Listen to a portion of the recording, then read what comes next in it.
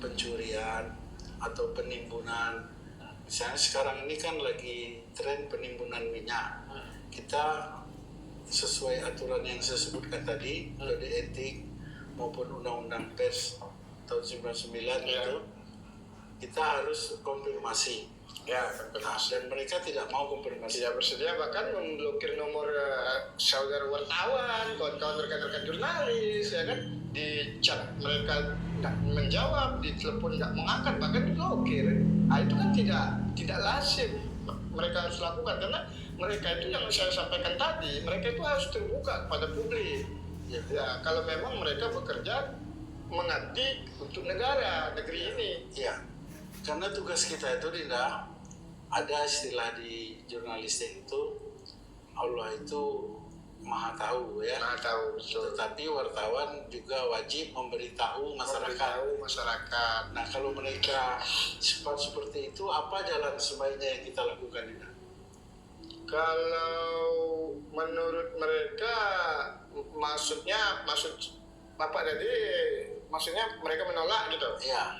Ya kalau mereka menolak, ya yang penting kita berupaya melakukan konfirmasi, ya kan, sampai 1x24 jam. Apabila itu konfirmasi masih juga tidak ada jawaban, maka kita upayakan datang ke kantor beliau, ya kan. Tidak juga, ya menurut saya sih itu upaya untuk konfirmasi mencari narasumber ini tadi sudah cukup, maka sudah layak untuk kita publikkan. Yang mana informasi dari pihak yang memberikan informasi dari masyarakat khususnya, ya kan, lalu kita konfirmasi supaya berimbangnya pemberitaan ini tadi, supaya tidak ada simpang siur, maka melalui WhatsApp melalui via WhatsApp, ya kan, dengan nomor beliau tertera, bahkan sudah checklist 2, ya kan. Ada juga kawan-kawan media mengatakan bahwasanya barusan kemarin pimpinan redaksi dari salah satu media di Riau itu mengatakan ini sudah checklist 2 tapi nggak checklist biru. Dia pakai menggunakan apa, seperti jenis timer, kayak mengopkan jadi pemberitahuan, sehingga dia tetap biasa, padahal sudah dibaca.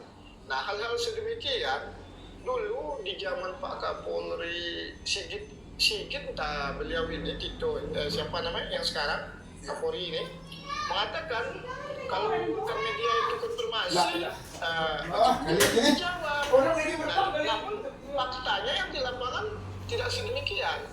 Apakah para bawahan beliau setingkat Kapolres, Kapolsek, ya kan, Kasat, Kanit, dan Kapolda, itu mengabaikan perintah pimpinan mereka selaku Kapolri? Nah, itu menjadi heran juga kita media aja heran, apalagi masyarakat. Begitu, masyarakat awam kan, kita paham aja yang mana itu seharusnya tidak mereka lakukan, ya harusnya mereka terbuka. Apapun berita acaranya, apapun persoalannya, mereka harusnya terbuka.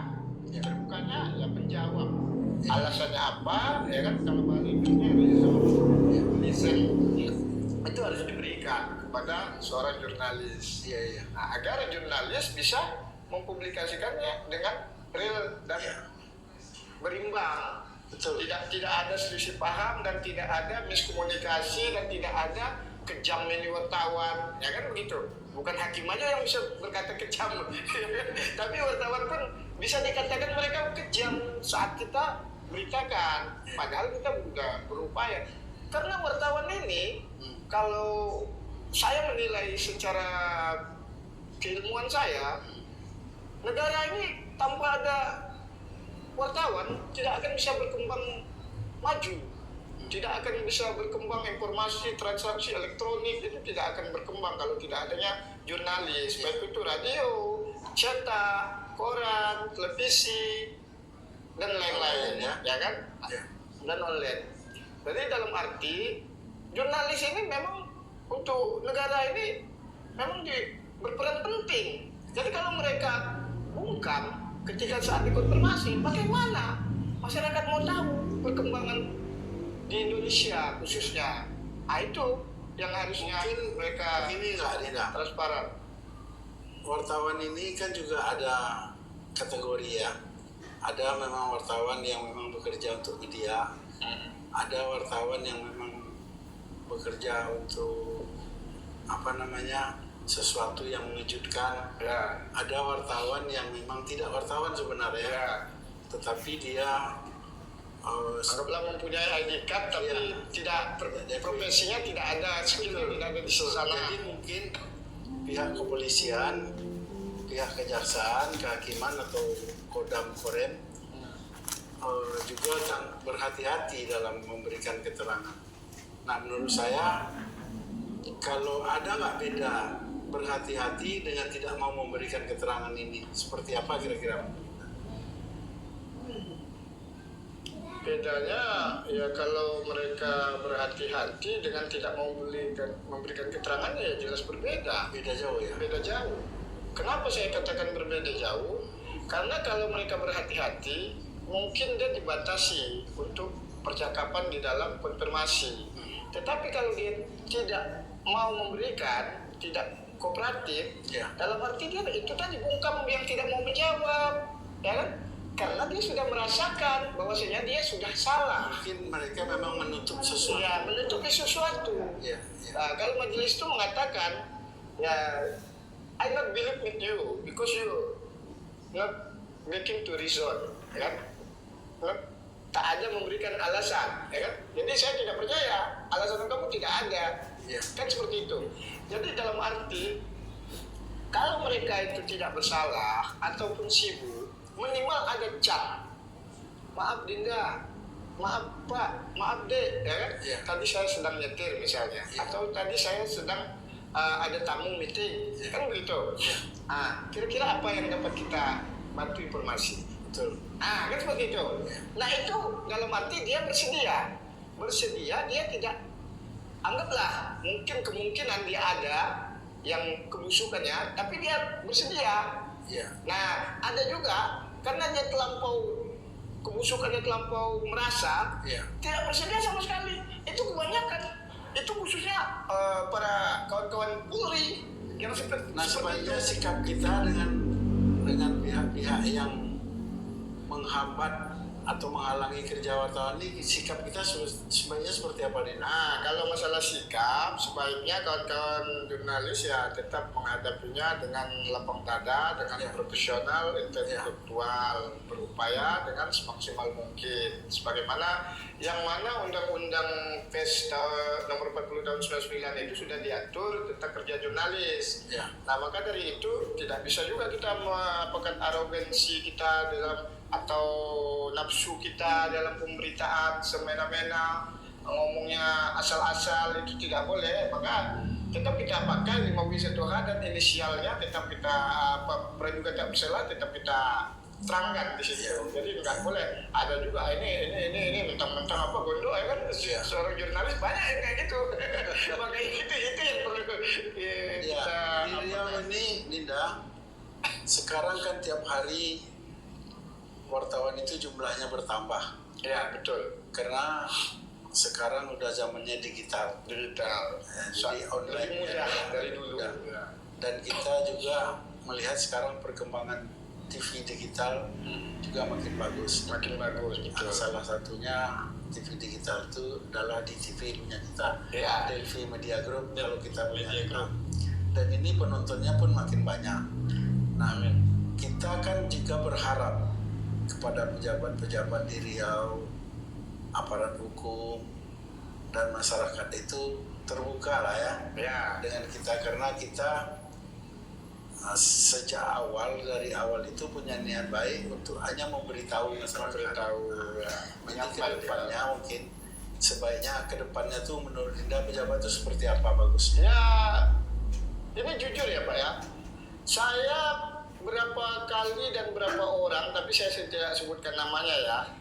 Dia perdana masuk Kapolsek. Nah, kalau perdana, tentu dia kan menghadapi seorang jurnalis LSM, dia begini, jantungan.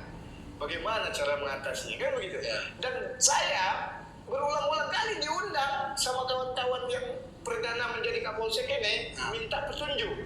Ya saya bilang, ya kalau yang seperti itu, hadapi saja saya bilang. Yang intinya, yang sepengetahuan saya dari media biasa, dari wartawan biasa. Pertama saya terjun di media ini, media tabloid, saya bilang cetak dari Jakarta.